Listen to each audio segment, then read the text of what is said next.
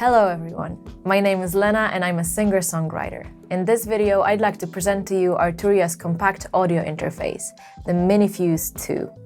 In this video, I'll explain what the Minifuse 2 is, how it works, and why you should make it your go-to audio interface. Let's get into it. Minifuse 2 is a compact, easy-to-use two-input audio interface that builds on the design of its little brother, Minifuse 1. Sharing the same great performance features, high-quality design, and simple interface alongside the powerful software bundle and its software companion, Minifuse Control Center. Its role as an audio interface is to capture and send recordings of your voice or your instruments to your PC or Mac. Then, using audio software like Ableton Live or FL Studio, you can play, tweak, and finalize your ideas.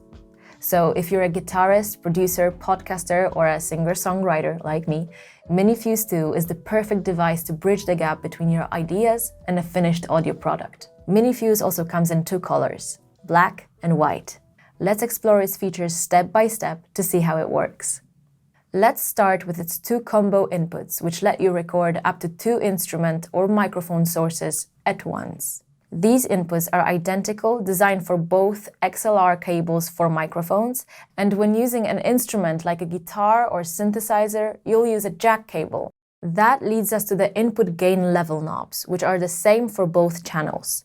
These let you set the appropriate audio input levels of your incoming signal. Getting the right gain level with these controls is important as it allows you to achieve crisp and clean recordings. To help you get the right gain settings, the gain level knobs have LEDs which indicate the signal level. If the LED starts blinking in red, this means that your level is too high. To make sure you're recording a clean, good signal, simply set the gain knob so the LEDs always blink in blue. This will ensure your incoming audio is clear. As a principle, the peaks of your incoming signal should be between -36 and -6 decibels, and you can always adjust this precisely in your recording software or Minifuse Control Center. Below the gain level knobs for inputs 1 and 2, you'll find the instrument selection switch.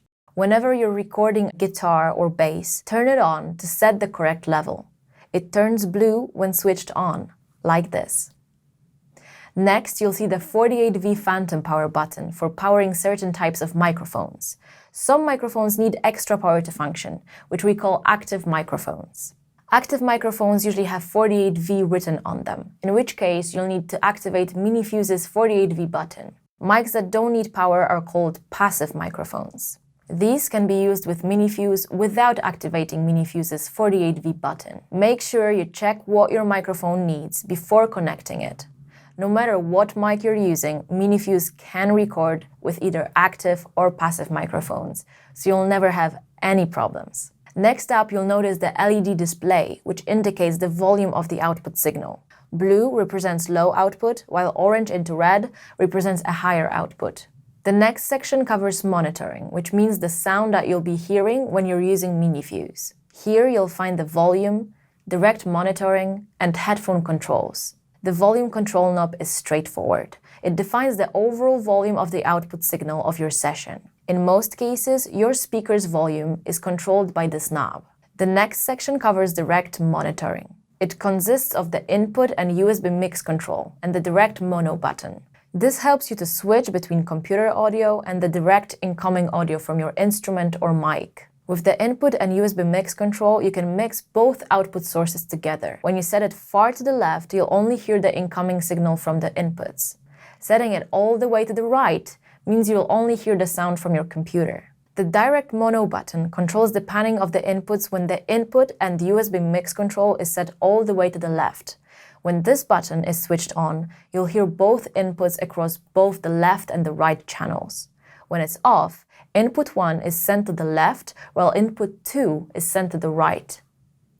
It's important to be careful with direct monitoring when recording with a microphone and speakers in the same room, as this can cause noisy feedback. We recommend using headphones instead. Finally, on the front panel, you'll find the 1/4 inch headphone output and the headphone volume control. What you hear from the headphone output is always the same as what you hear in the speaker outputs. You might prefer to use headphones for more precise mixing and adjustments, or when you're recording with a microphone to avoid speaker feedback. Right, that's the front panel covered. Let's take a look at the back.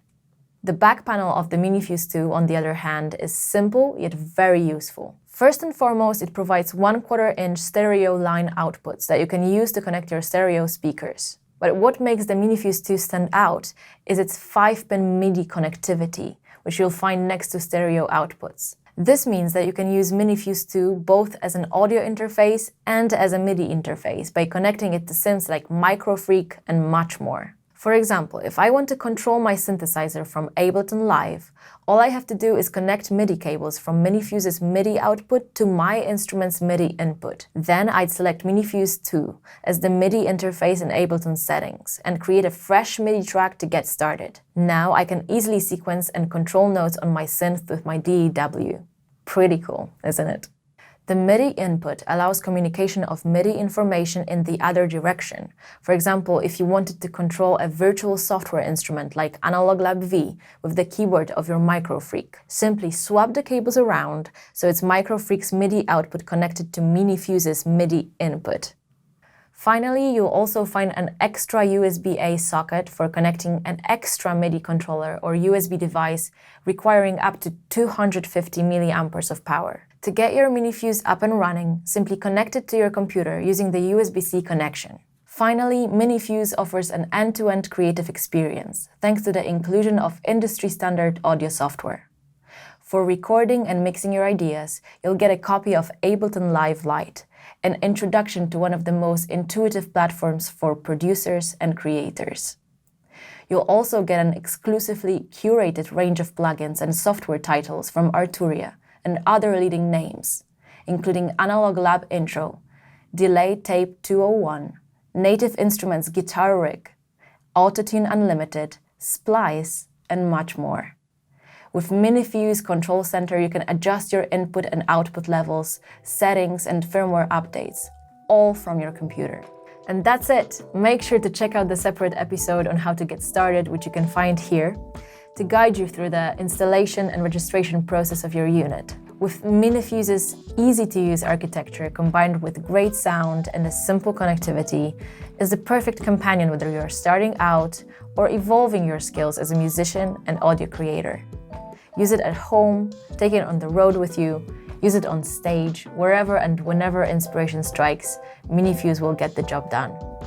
Make sure to give Arturia a thumbs up and subscribe to the YouTube channel. Thanks for watching and see you soon.